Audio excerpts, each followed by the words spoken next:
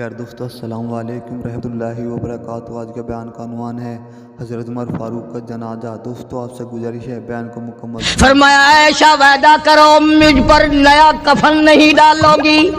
عائشہ یہ کپڑا جو تو نے کفن کے لیے منگایا مدینے کی کسی بیوہ کو دے دینا، سر پہ ڈال کے پردہ کر لے گی۔ عائشہ کسی یتیم کو دے دینا، وہ اپنا کرتا بنا لے گا، وہ غریب اپنا ننگ ڈھک لے گا، مجھے نئے کفن کی کوئی ضرورت نہیں۔ اللہ کے یہاں کفن میں دیکھے جاتے ہیں، اس کے کماتے میں گزر دیکھے جاتے، اتنا آٹا کم کر دیا جائے۔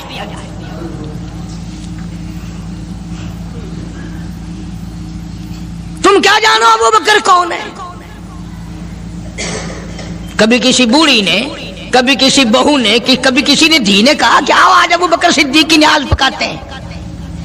نظر اللہ نیاز حسین، نبی کے یار کا نام نہ لینا کبھی بھی۔ امام الانبیاء محبوب کبریا حضرت محمد مصطفیٰ صلی اللہ تعالی علیہ وسلم نے فرما دیا، او لوگوں، امت کے تمام لوگوں کا میں نے احسانات کا بدلہ چکا دیا، سب کے قرضے چکا دیے، سب کے لینے دینے میں نے برابر کر دیے، پر او میرے اللہ، ابو بکر کے احسانات کا بدلہ تو دے سکتا ہے، میں نہیں دے سکتا۔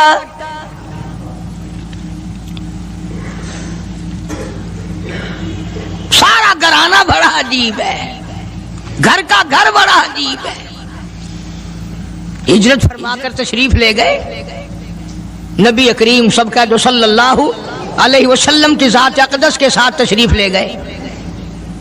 صدیق اکبر کا والد زندہ ہے، ابو قحافہ بوڑھا ہے، آنکھوں سے نابینا ہے، ابھی ایمان نہیں لایا ہجرت والی رات تک، بعد میں لایا ہے۔ لاٹھی کے سہارے گھر آیا، پتہ تو چل گیا نا کہ رات چلا گیا نبی کے ساتھ میرا بیٹا، اور آ کے پوتیوں کو کہنے لگا، کیوں اسما جی دادا جان، میرا تو اپنا خیال یہ ہے کوئی ٹیڈی، کوئی پیسہ، کوئی کپڑا، کوئی غلہ تمہارے لیے نہیں چھوڑ کے گیا ہوگا۔ باوجود کافر ہوتے ہوئے اس وقت تک ابو بکر کا والد مسلمان نہیں، لیکن جانتا ہے کہ میرے بیٹے کو نبی کی اتنی محبت ہے، وہ اتنا قربان ہے، وہ اتنا پروانہ ہے، اور اس قدر جانثار ہے، کوئی شے گھر میں نہیں چھوڑ کے گیا ہوگا۔ سیدہ اسماء رضی اللہ تعالی عنہ چھوٹی سی بچی ہے صدیق اکبر کی، کہتی ہے کہ میں نے ایک ہیلا بنایا، ہمارے یہاں دیوار میں ایک آلہ سا میرے والد نے بنا رکھا تھا، اس میں پیسے رکھتے تھے، تو میں نے وہاں یہ مٹی کے ٹوٹے ہوئے برتنوں کے ٹھپ ڈال دیے اور اوپر کپڑا ڈال دیا، اور میں نے اپنے دادا سے کہا، نہیں دادا جان، اب کے تو ابا جی نے حد کر دی، بہت سارا مال ہمارے لیے چھوڑ کے گئے ہیں۔ انہوں نے کہا، بیٹی میرا یقین نہیں پڑتا، وہ نبی کے بغیر ایک پیسہ تو کیا وہ اپنی جان پیچھے رکھنے کو تیار نہیں۔ انہوں نے کہا، نہیں دادا ذرا آؤ تو صحیح۔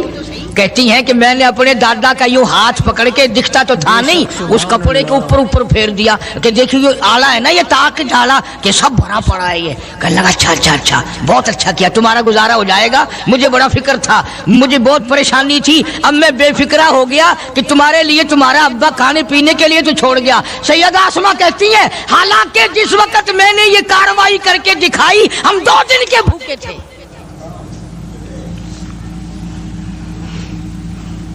ہزاروں روپیہ جتنا بھی مال تھا گھر میں، جب نبی کے ساتھ گئے سارا پلے باندھ کے لے گئے،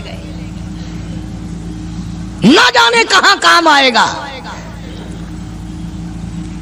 یہ وہ سیدہ اسماء رضی اللہ تعالی عنہ جس کا حال یہ ہے، سارا دن کھجوروں کی گٹھلیاں اکٹھی کرتی ہے، شامن کو ہامن دستے میں کوٹ کر شام کو پانی میں گھول کر پی جاتی ہے، ساری رات مصلی پہ کھڑی ہو کے قرآن پڑھتی ہے۔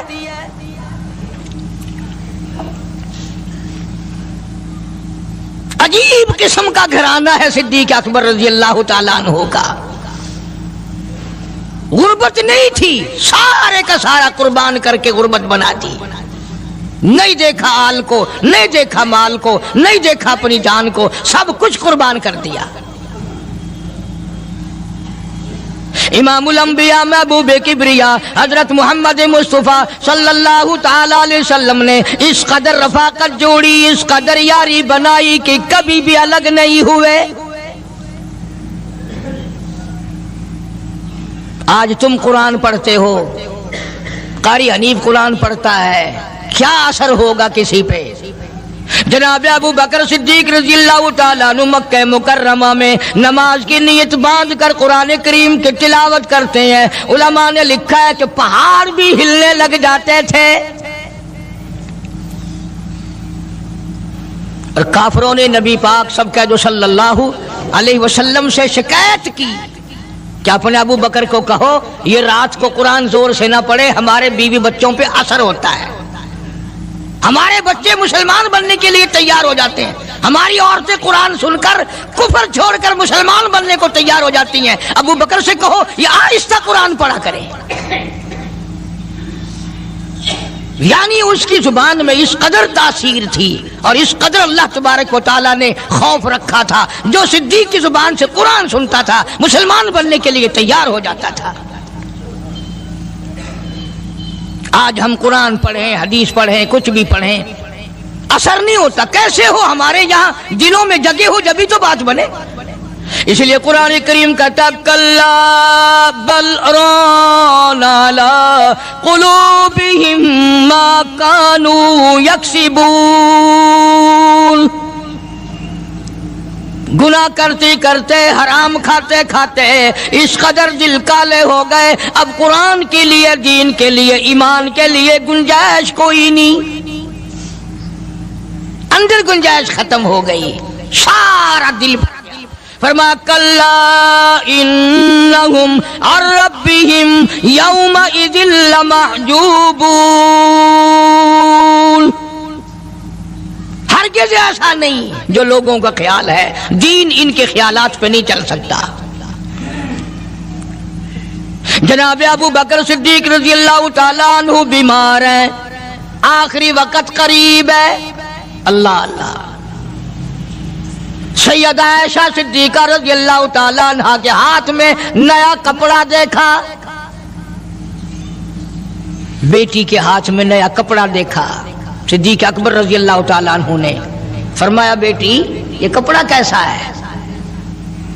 عرض کی ابا جان کفن کے ارادے سے منگوا لیا ہے، نہ جانے کس وقت ضرورت پڑ جائے گی، مجھے خطرہ ہے، اندیشہ ہے، آپ کا آخری وقت ہے، میں نے کفن کے لیے کپڑا منگا لیا ہے۔ اللہ اکبر۔ ناراض ہوئے، فرمایا عائشہ وعدہ کرو مجھ پر نیا کفن نہیں ڈالو گی۔ عائشہ یہ کپڑا جو تو نے کفن کے لیے منگایا مدینے کی کسی بیوہ کو دے دینا، سر پہ ڈال کے پردہ کر لے گی۔ عائشہ کسی یتیم کو دے دینا، وہ اپنا کرتا بنا لے گا، وہ غریب اپنا ننگ ڈھک لے گا، مجھے نئے کفن کی کوئی ضرورت نہیں۔ اللہ کے یہاں کفن نہیں دیکھے جاتے، اس کے یہاں تو اعمال دیکھے جاتے ہیں۔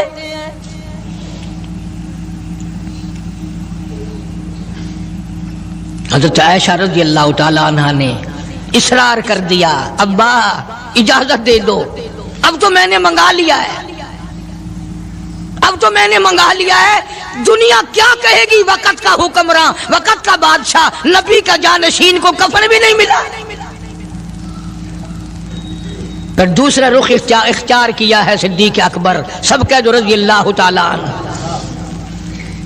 فرمایا عائشہ او میری بیٹی، نبی کریم صلی اللہ تعالیٰ علیہ وسلم کا آخری وقت تیری گود میں آیا، تیرے سامنے آیا، تو نے آقا مدنی صلی اللہ علیہ وسلم کا آخری وقت دیکھا۔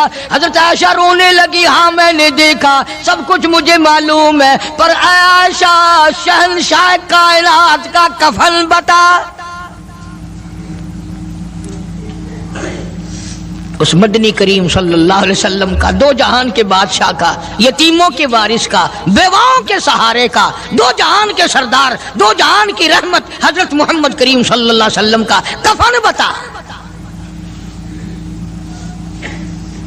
حضرت عائشہ رونے لگی، عرض کی ابا جان جن کپڑوں میں سرکار اس دنیا سے تشریف لے گئے ان کپڑوں میں 12 پیوند تھے، 12 ٹاکیاں تھی۔ فرمایا عائشہ پھر تیرا کیا خیال ہے، میرا محبوب ٹاکیوں میں گیا ہو میں نئے پہن کے جاؤں؟ جن کپڑوں میں میری وفات ہو یہی میرے کفن میں استعمال کرنا،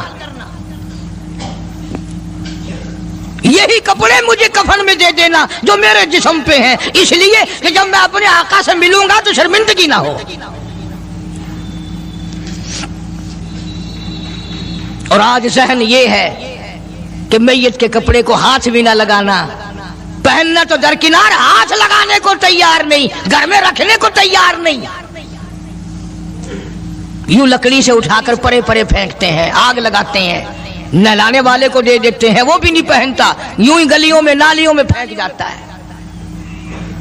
نہ تیرا باپ مرا، جب تجھے نفرت ہے کپڑوں سے، مردہ نوانے والے کا وہ ماما لگتا ہے، وہ کیوں پہنے؟ عرض کرنے کا مقصد یہ کہ ان حضرات کی زندگی تو دیکھو، اور وفات شریف سے پہلے 2.5 برس جو وظیفہ لیا، جو تنخواہ لی سرکاری خزانے سے، خیبر کی زمین بیچ کر صدیق اکبر رضی اللہ تعالیٰ عنہ نے 2.5 برس کی تنخواہ کا حساب کر کے وہ ساری تنخواہ جو لی تھی بیت المال میں واپس داخل کر کے پھر دنیا سے رخصت ہوئے۔ جو تنخواہ لی تھی 2-2.5 سال میں وہ ساری کی ساری واپس کر دی جناب ابو بکر صدیق رضی اللہ تعالیٰ عنہ نے، کہ میں مسلمانوں کا پیسہ کھا کے نہیں مرنا چاہتا، چاہے تنخواہ کے طور پر تھا، کل قیامت میں میرے لیے رکاوٹ نہ بن جائے۔ آج مجھے اور آپ کو تو یہ تلاش بھی نہیں کہ اپنا حلال کے پیسوں سے کفن تو بنا کے رکھ لیں۔ ایئر کنڈیشن کا ہر وقت ذکر ہے، گھر میں ہونا چاہیے، فریج ہونا چاہیے، پنکھے ہونے چاہیے، یہ ہونا چاہیے، کار ہونی چاہیے، موٹر ہونی چاہیے، یہ ہونا چاہیے، اور کبھی گھر میں یہ ذکر بھی ہوا کہ حلال کا کفن بھی ہونا چاہیے۔ وہ کدھر سے آئے گا؟ اس کے لیے کون انتظام کرے گا؟ کون ہم نے گھر میں پیدا کر رکھا ہے جو اس وقت یہ بات دیکھ کر کفن لائے گا؟ اس لیے قرآن کریم نے اعلان کر دیا، لوگوں اپنا سب کچھ پاک صاف بن کے دنیا سے جاؤ، اپنا بدن بھی پاک ہو، عمل بھی پاک ہو، پیٹ بھی پاک ہو، کفن بھی پاک ہو۔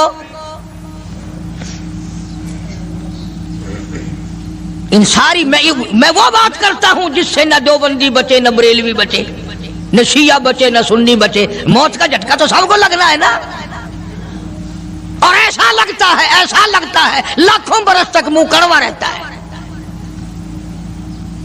جناب صدیق اکبر رضی اللہ تعالیٰ عنہ نے وہ تنخواہ جو لی تھی ساری زندگی میں وہ بھی بیت المال میں واپس کر دی، اور تمام کے تمام لوگوں کے حقوق چکا دیے۔ باقی جو بات رہی وہ سیدھی کمتر مرحوم کہتا ہے، اجا صدیق دا اسلام تے قرضہ بقایا ہے، اجا صدیق دا اسلام تے قرضہ بقایا ہے، جتا جس دے ہاتھوں اس آخری زمین دسایا ہے، وصولی دا نہ چنتا نہ لکھوایا صحابہ نے، مدنی کریم صلی اللہ تعالی علیہ وسلم کے جانثار، نبی کا یار، نبی کا وفادار، ہر وقت کا ساتھی اسی غم میں رہتا ہے۔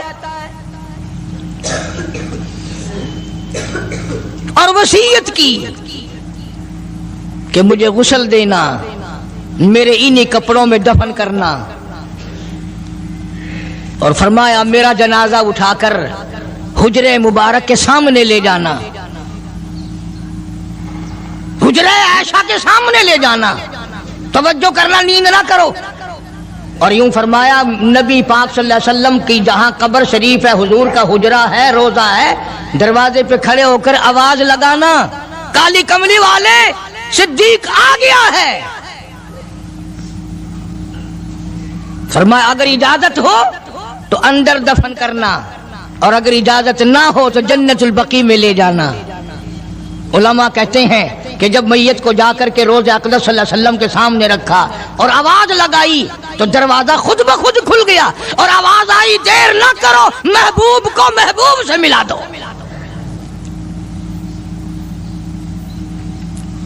کیا شان ہے ان لوگوں کی، کیا عظمت ہے ان لوگوں کی، ساری زندگی اس محبت میں، عظمت میں، اکرام میں گزاری جو اس کائنات میں کوئی اس قدر اکرام کر نہیں سکتا۔ مدینہ پاک میں ایک وقت ایسا بھی آیا کہ دشمنوں نے مدینے کے گورنر کو گانٹھ لیا، اس کو رشوت دی، پیسے دیے اور کہا کہ ہمیں اجازت ہونی چاہیے، ہم روز اقدس کو کھود کر ابو بکر صدیق اور فاروق اعظم کی لاشیں نکالنا چاہتے ہیں یہاں سے۔ چنانچہ حاکم وقت نے پیسے کھا کر اجازت دے دی۔ شمس الدین سراج ایک بزرگ ہے جو اس وقت مدینہ پاک یعنی روزے کے متولی ہیں، مسجد نبوی کے متولی ہیں، گنبد خضرا صلی اللہ علیہ وسلم کے محافظ اور نگہبان ہیں۔ وہ فرماتے ہیں کہ رات آدھی جب گزری تو کنڈی کھٹکی مسجد کی، میں نے کنڈی کھول دی تو مجھے حکم ملا کہ تم خاموش رہو، اگر آواز نکالو گے سر اتار دیا جائے گا۔ ایک آدمی اندر داخل ہوا، دوسرا داخل ہوا، تیسرا آیا، کسی کے ہاتھ میں کسی، کسی کے ہاتھ میں گنتی، کسی کے ہاتھ میں ٹوکری، کسی کے ہاتھ میں تسلا مٹی اٹھانے والا، سب کے سب یوں لے کر داخل ہو رہے ہیں۔ اور مجھے یہ کہا گیا کہ یہ جو کچھ کرتے ہیں روکنا نہیں، کسی کو بتانا نہیں۔ شمس الدین سراج بزرگ رحمت اللہ علیہ کہتے ہیں وہ جب 40 کے 40 اندر داخل ہو گئے، پچھلے نے مجھے اشارہ کیا دروازہ بند کر دے، اب کسی اور کو اندر نہ آنے دینا۔ وہ اللہ والا کہتا ہے مجھے بتا تو دیا گیا تھا دونوں جلیل القدر صحابہ حضرت شیخین کی بے ادبی کریں گے، قبر کھود دیں گے، ان کی میت نکال لیں گے۔ فرماتے میں نے دروازہ بند کر دیا، میں سجدے میں گر گیا، مولا او میرا بس نہیں، میرا کوئی چارہ نہیں، میری حکومت نہیں، میری فوج نہیں، میرا لشکر نہیں، میرے پاس توپ نہیں، میرے پاس لشکر نہیں، او میرے مولا میں نے سنا ہے جیسے نبوت کا محافظ تو ہے، اسی طرح صدیق کی صداقت کا، فاروق کی عدالت کا بھی تو ہی نگہبان ہے۔ مولا میری موت بھیج دے میں نہ دیکھوں۔ شمس الدین سراج بزرگ کہتا ہے کہ اللہ کا حکم ہوا، میں نے بھی دعا تو کی تھی رو رو کے، میرے دیکھتے دیکھتے، توجہ کرنا لفظ سمجھو، میرے دیکھتے دیکھتے مسجد نبوی میں زمین پھٹی اور بمے ٹوکریوں کے، بمے سامان کے 40 کے 40 کو زمین نگل گئی۔ اللہ تم سب کو مدینہ پاک جانا نصیب فرمائے۔ وہ جو قالین بچھے ہوئے ہیں نا، کسی پرانے عرب سے اب بھی پوچھ لینا، لمبا کالا کالا نشان لگا ہوا ہے، یہ نشانی ہے کہ وہ کالے جو تھے نا اندر کے کالے، وہ سب یہاں کا رکھ ہوئے ہیں۔ یعنی خدا صدیق اکبر کا، فاروق اعظم کا، نبی کے یاروں کا اتنا بڑا محافظ ہے، جو بدنیت سے آئے تھے ان سب کو زمین نگل گئی۔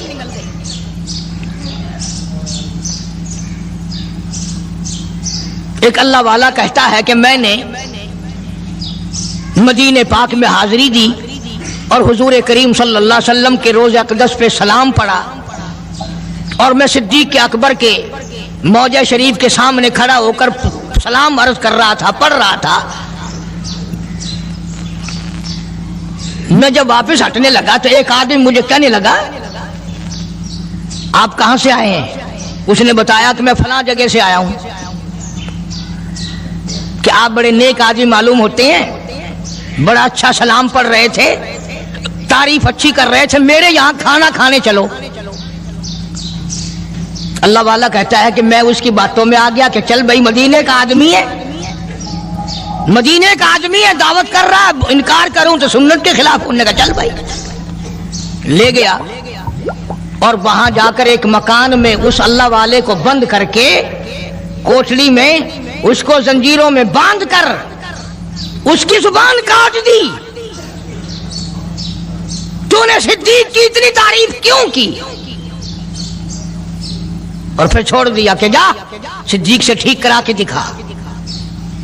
وہ پھر مسجد نبوی میں آیا, عرض کی ابا جان کفن کے ارادے سے منگوا لیا ہے, نہ جانے کس وقت ضرورت پڑ جائے گی, مجھے خطرہ ہے, اندیشہ ہے, آپ کا آخری وقت ہے, میں نے کفن کے لیے کپڑا منگا لیا ہے. اللہ اکبر. ناراض ہوئے, فرمایا عائشہ وعدہ کرو مجھ پر نیا کفن نہیں ڈالو گی. عائشہ یہ کپڑا جو تو نے کفن کے لیے منگایا مدینے کی کسی بیوہ کو دے دینا, سر پہ ڈال کے پردہ کر لے گی. عائشہ کسی یتیم کو دے دینا, وہ اپنا کرتا بنا لے گا, وہ غریب اپنا ننگ ڈھک لے گا, مجھے نئے کفن کی کوئی ضرورت نہیں. اللہ کے یہاں کفن نہیں دیکھے جاتے, اس کے یہاں تو اعمال دیکھے جاتے ہیں.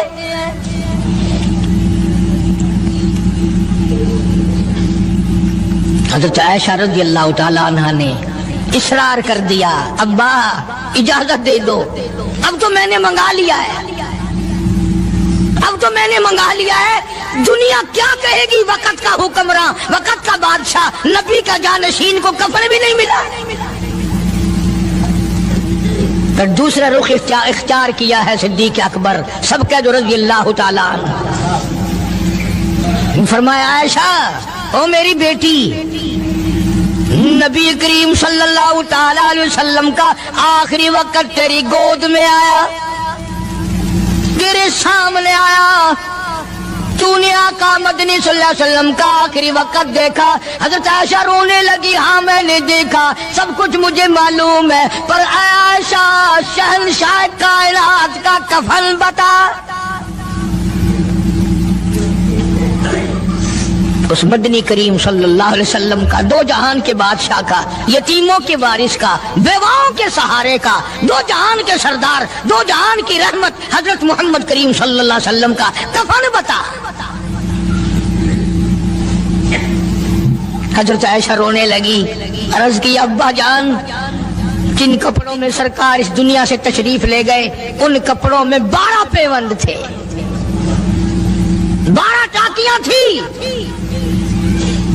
فرمایا عائشہ پھر تیرا کیا خیال ہے, میرا محبوب ٹاکیوں میں گیا ہو, میں نئے پہن کے جاؤں؟ جن کپڑوں میں میری وفات ہو یہی میرے کفن میں استعمال کرنا,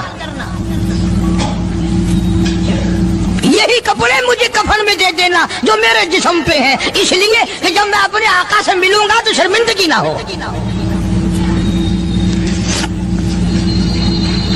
اور آج ذہن یہ ہے کہ میت کے کپڑے کو ہاتھ بھی نہ لگانا, پہننا تو درکنار, ہاتھ لگانے کو تیار نہیں, گھر میں رکھنے کو تیار نہیں. یوں لکڑی سے اٹھا کر پرے پرے پھینکتے ہیں, آگ لگاتے ہیں, نہلانے والے کو دے دیتے ہیں, وہ بھی نہیں پہنتا, یوں ہی گلیوں میں نالیوں میں پھینک جاتا ہے. تیرا باپ مرا, جب تجھے نفرت ہے کپڑوں سے, مردہ نوانے والے کا وہ ماما لگتا ہے, وہ کیوں پہننے؟ عرض کرنے کا مقصد یہ کہ ان حضرات کی زندگی تو دیکھو. اور وفات شریف سے پہلے 2.5 برس جو وظیفہ لیا, جو تنخواہ لی سرکاری خزانے سے, خیبر کی زمین بیچ کر صدیق اکبر رضی اللہ تعالیٰ عنہ نے 2.5 برس کی تنخواہ کا حساب کر کے وہ ساری تنخواہ جو لی تھی بیت المال میں واپس داخل کر کے پھر دنیا سے رخصت ہوئے.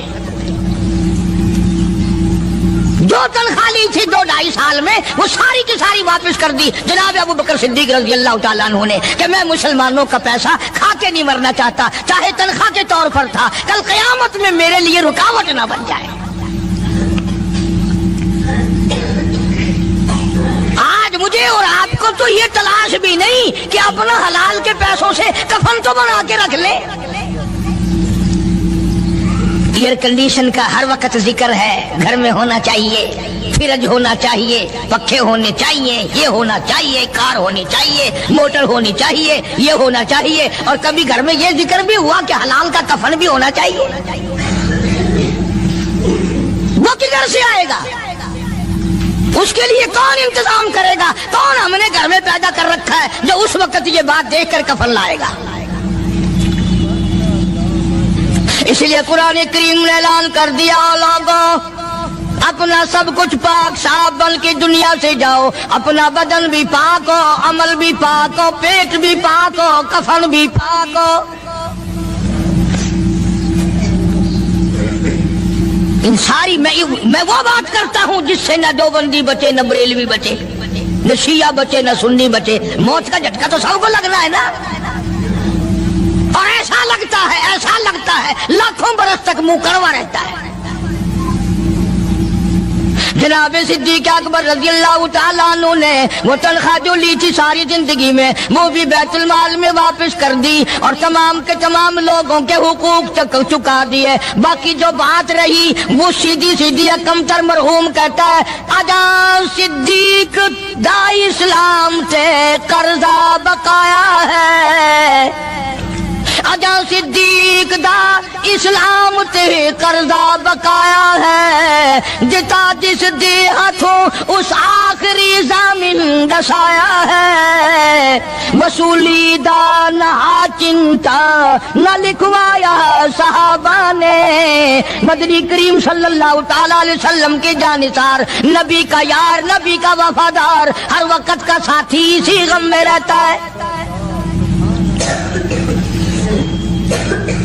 اور وصیت کی کہ مجھے غسل دینا، میرے انہی کپڑوں میں دفن کرنا،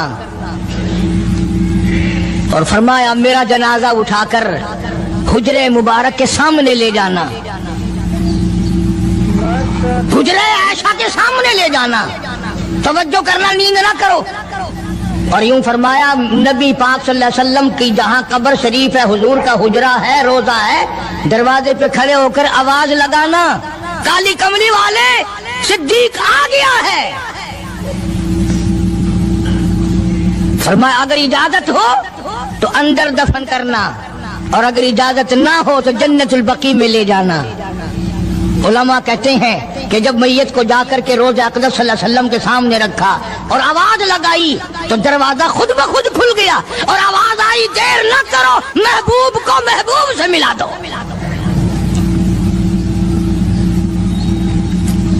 کیا شان ہے ان لوگوں کی، کیا عظمت ہے ان لوگوں کی، ساری زندگی اس محبت میں، عظمت میں، اکرام میں گزاری جو اس کائنات میں کوئی اس قدر اکرام کر نہیں سکتا۔ مدینہ پاک میں ایک وقت ایسا بھی آیا کہ دشمنوں نے مدینے کے گورنر کو گانٹھ لیا، اس کو رشوت دی، پیسے دیے،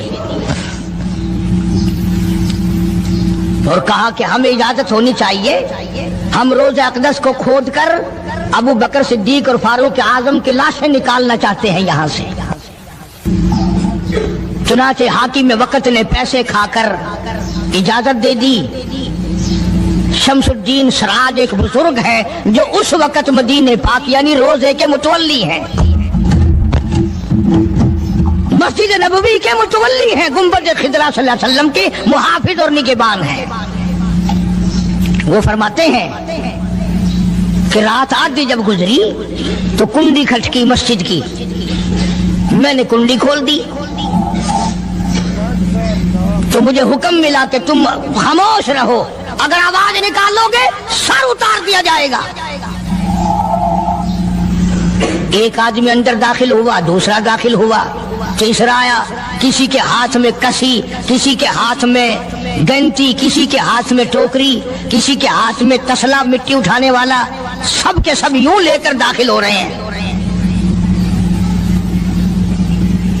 اور مجھے یہ کہا گیا کہ یہ جو کچھ کرتے ہیں روکنا نہیں، کسی کو بتانا نہیں۔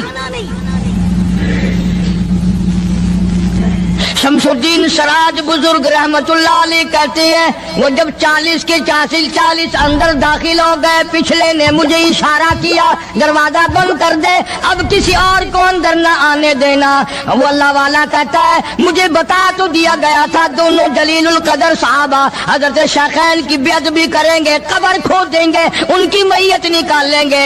फरमाते मैंने दरवाजा बंद कर दिया, मैं सजदे में गिर गया, मौला और मेरा बस नहीं, मेरा कोई चारा नहीं, मेरी हुकूमत नहीं, मेरी फौज नहीं, मेरा लश्कर नहीं, मेरे पास तोप नहीं, मेरे पास लश्कर नहीं। ओ मेरे मौला, मैंने सुना है जैसे नबूवत का मुहाफिज तू है, इसी तरह सिद्दीक की सदाकत का, फारूक की अदालत का भी तू ही निगहबान है। मौला मेरी मौत भेज दे, मैं ना देखूं। शमसुद्दीन सराज बुजुर्ग कहता है कि अल्लाह का हुक्म हुआ, मैंने भी दुआ तो की थी रो रो के, मेरे देखते देखते, तवज्जो करना लफ्ज समझो, मेरे देखते देखते मस्जिद नबवी में जमीन फटी और बमै टोकरियों के बमै सामान के 40 को जमीन निगल गई। अल्लाह तुम सबको मदीने पाक जाना नसीब फरमाए। वो जो कालीन बिछे हुए हैं ना, किसी पुराने अरब से अब भी पूछ लेना, लंबा काला काला निशान लगा हुआ है। ये निशानी है कि वो काले जो थे ना अंदर के काले, वो सब यहाँ का रखे हुए हैं। यानी खुदा सिद्दीक अकबर का, फारूक आजम का, नबी के यारों का इतना बड़ा मुहाफिज है, जो बदनीयत से आए थे उन सबको जमीन निगल गई।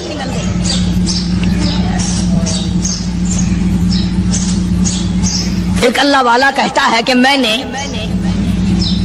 मदीने पाक में हाजिरी दी और हुजूर करीम सल्लल्लाहु अलैहि वसल्लम के रोज़ा अक़दस पे सलाम पढ़ा, और मैं सिद्दीक अकबर के मौजा शरीफ के सामने खड़ा होकर सलाम अर्ज कर रहा था, पढ़ रहा था।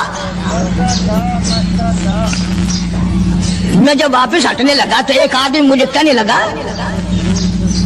आप कहाँ से आए हैं? उसने बताया कि मैं फलां जगह से आया हूँ। कि आप बड़े नेक आदमी मालूम होते हैं, बड़ा अच्छा सलाम पढ़ रहे थे, तारीफ अच्छी कर रहे थे, मेरे यहाँ खाना खाने चलो। अल्लाह वाला कहता है कि मैं उसकी बातों में आ गया कि चल भाई, मदीने का आदमी है, मदीने का आदमी है, दावत कर रहा, इनकार करूं तो सुन्नत के खिलाफ। उन्होंने कहा चल भाई, ले गया और वहां जाकर एक मकान में उस अल्लाह वाले को बंद करके, कोठरी में उसको जंजीरों में बांध कर उसकी जुबान काट दी। तूने सिद्दीक की इतनी तारीफ क्यों की? और फिर छोड़ दिया कि जा सिद्दीक से ठीक करा के दिखा। वो फिर मस्जिद नबवी में आया। कुरान करीम में उन लोगों का वाकया अच्छी तरह से जिक्र किया गया। कौन थी एक बड़ी समझदार, अल्लाह पाक ने, और वो मछलियां खाया करते थे, मछलियों का शिकार करके खाते थे। खुदावंद आलम ने उनको आजमाया कि सारे हफ्ते में तो मछली ढूंढती ना मिले। उनको ऐलान कर दिया, खुदा ने हुक्म दिया कि तुम सारे हफ्ता मछलियां पकड़ो, बाकी हफ्ते के दिन, शनिचर के दिन मछली पकड़ना हराम है। खुदा ने हुक्म दे दिया। अब 8 दिन तो मछलियां ढूंढी ना मिले और हफ्ते वाले दिन सामने कूदती फिरे। कभी बड़ी परेशानी हुई, अब किया क्या जाए।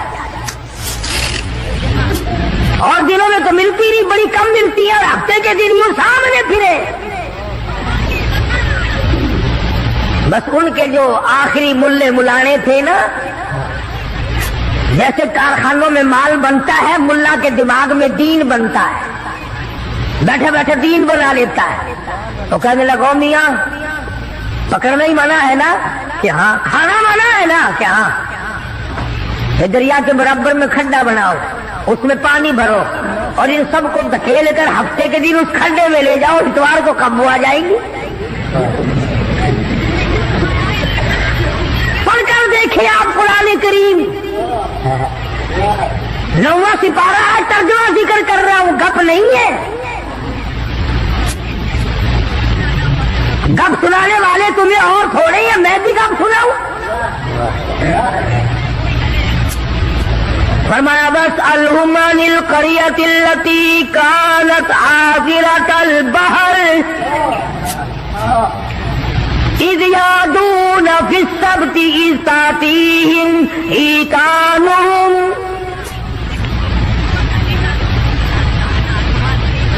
मछलियां पकड़ने वालों ने हीला बना लिया, मकर कर लिया, खेल खेला दीन के बारे में। अच्छा जी पकड़ेंगे नहीं, खाएंगे नहीं, इकट्ठा करना दिखाओ कहाँ लिखा हुआ है मना है। आगे पार्टी बन गए। हाँ जी बोली साहब दिखाओ कहाँ लिखा हुआ है, बताओ कहाँ लिखा हुआ है। इकट्ठा करना धकेलना मछलियों को मना, दिखाओ कहाँ है।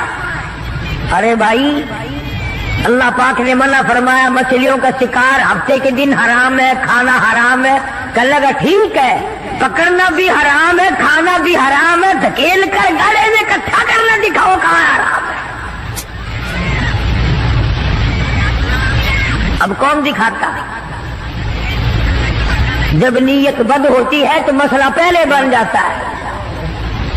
इसीलिए फरमाया करते हैं कि आदमी अपने दिल से मसला पूछे। मदनी करीम सल्लल्लाहु ताला अलैहि वसल्लम तशरीफ फरमाए, सहाबा किराम भी तशरीफ फरमाए।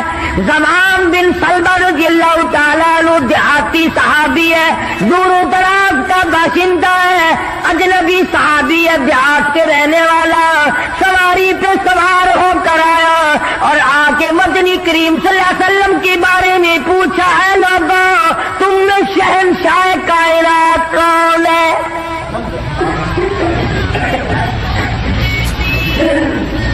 साहबा किराम ने इशारा करके बतला दिया ये है।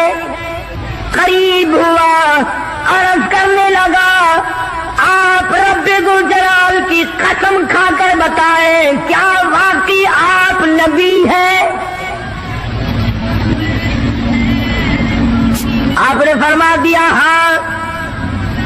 इसके बाद कहने लगा रब्बे दुल जलाल की कसम खाकर बतलाओ क्या आप पे अल्लाह की किताब नाजिल हुई,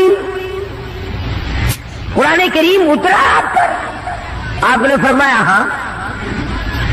हर बात में उसने यही बात कही कि कसम खा के बतलाओ क्या आपने 5 नमाजों का हुक्म दिया? हुजूर सल्लल्लाहु अलैहि वसल्लम ने फरमाया हाँ। फिर कसम खा करके खिला कर कहने लगा क्या आपने अल्लाह की तौहीद और अपनी नबूवत और रिसालत ला इलाहा इल्लल्लाह मुहम्मदुर रसूलुल्लाह ये कलमा सिखाया है, उम्मत को दिया है? आपने फरमाया हाँ। हज के बारे में पूछता है, ज़कात के बारे में पूछता है, रमजान के रोजों के बारे में पूछता है। और तवज्जो करना, ये अरकाने दीन पूछकर वापिस होने लगा और कहने लगा वल्लाह कसम अल्लाह की ला अज़ीद वला अनकुस मिन्हु, मैं इसमें न कमी करूंगा न ज्यादती करूंगा, न बढ़ाऊंगा न घटाऊंगा, अरकाने दीन पे अमल करूंगा, इस्लाम की बुनियादों पे इस्लाम की इमारत खड़ी करूंगा, इसको संभाल के रखूंगा। 10 कदम परे को गया है। मदनी करीम सल्लल्लाहु अलैहि वसल्लम ने फरमाया ओ लोगों जिसने जन्नती आदमी की ज़ियारत करनी हो मैं तुम्हें दिखाऊं, वो ज़मान बिन सलबा तुम्हारे सामने जा रहा है।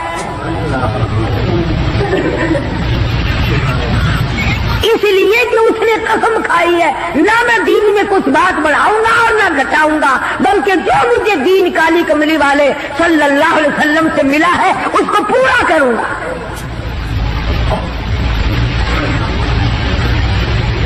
सहाबा किराम ने हुजूर की जुबान मुबारक से जो सुना उसको दीन बनाया।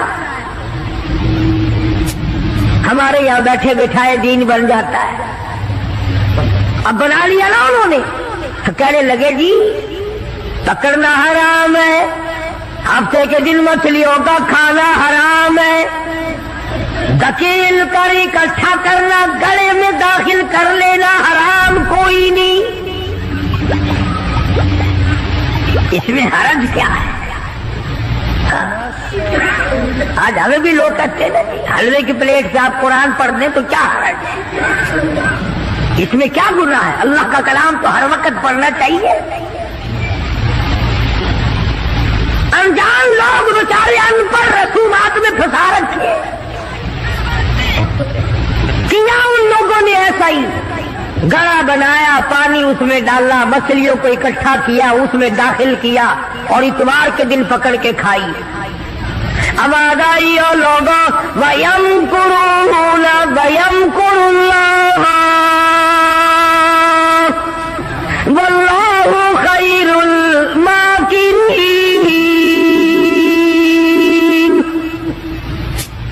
تم نے بھی مکر کیا، تجویز بنائی، میں نے بھی تمہارے لیے عذاب تجویز کر دیا۔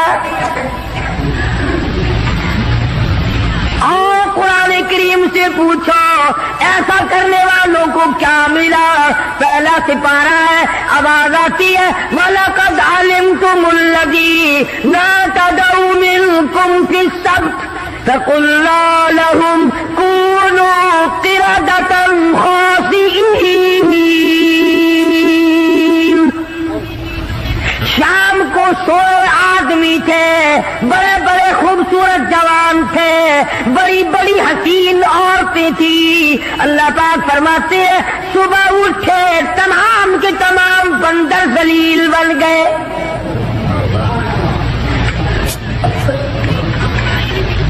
شکلیں بدل گئی پروردگار عالم۔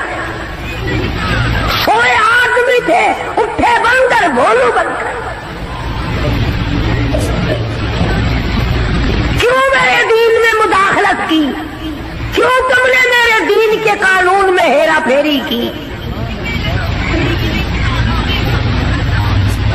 بڑے بڑے بدلے لو۔ کوئی قوم شام کو آدمی سوئے، صبح کو اٹھے تو کتوں کی شکل بن گئے۔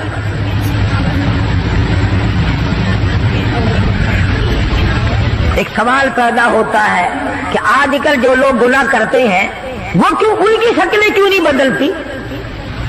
تجھے کیا معلوم ہے امام الانبیاء محبوب کبریا حضرت محمد مصطفیٰ صلی اللہ تعالی علیہ وسلم نے ساری رات رو رو کے دعا مانگی، الہی میری امت کی شکل نہ بدلنا۔ خدا کی قسم آج آدمی بنا پھرتا ہے، انسان بنا پھرتا ہے، حسین بنا پھرتا ہے، خوبصورت بنے پھرتے ہو، یہ سارے کا سارا صدقہ کالی کملی والے کا، ورنہ اب تک کتے بندر بن گئے ہوتے۔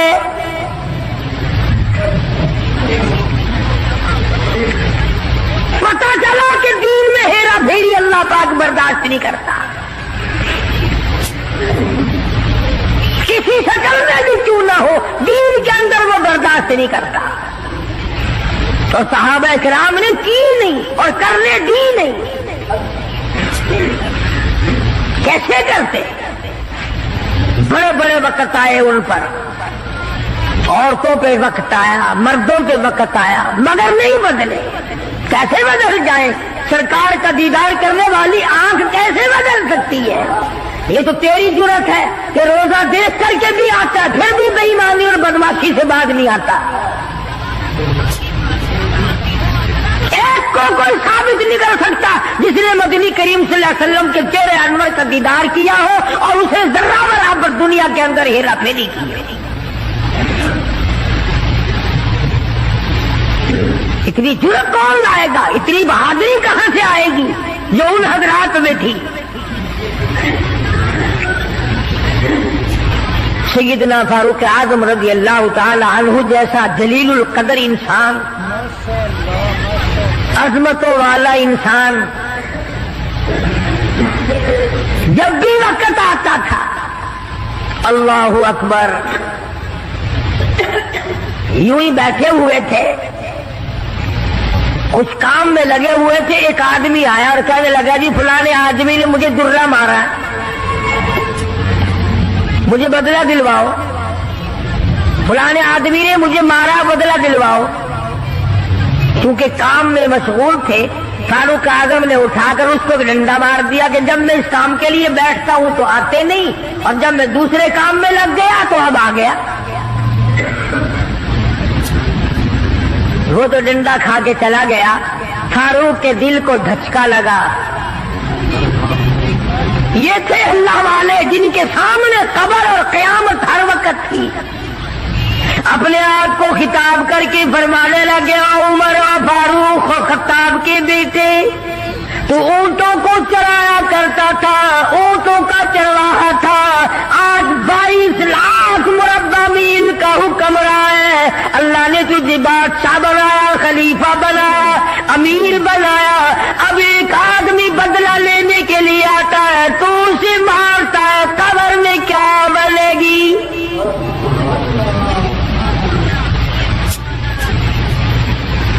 उस आदमी को बुलवाया और बुला के फर्क उसके हाथ में दुर्रा दे दिया और यूं पीट करके उसकी तरफ खड़े हो गए। दुर्रा मारने बदला लेने, क़यामत में बदला ना मांगना। कितना बड़ा आदमी जिसको सरकार मदीना ने अल्लाह से मांग के लिया हो, वो तो इतना डरता है। प्यारे दोस्तों, अस्सलाम वालेकुम रहमतुल्लाहि व बरकातुहू। अभी आपने बयान सुना, बयान फरमाते कारी हनीफ मुल्तानी रहमतुल्लाह अलैह, अल्लाह ताला हज़रत की मग़फ़िरत फरमाए। दोस्तों, बयान आपको कैसा लगा हमें कमेंट में ज़रूर बताएं, और चैनल पर नए हो तो चैनल को सब्सक्राइब, वीडियो को लाइक भी ज़रूर कर लेना। कल फिर मिलते हैं एक नई वीडियो के साथ। जब तक के लिए अस्सलाम वालेकुम, खुदा हाफ़िज़।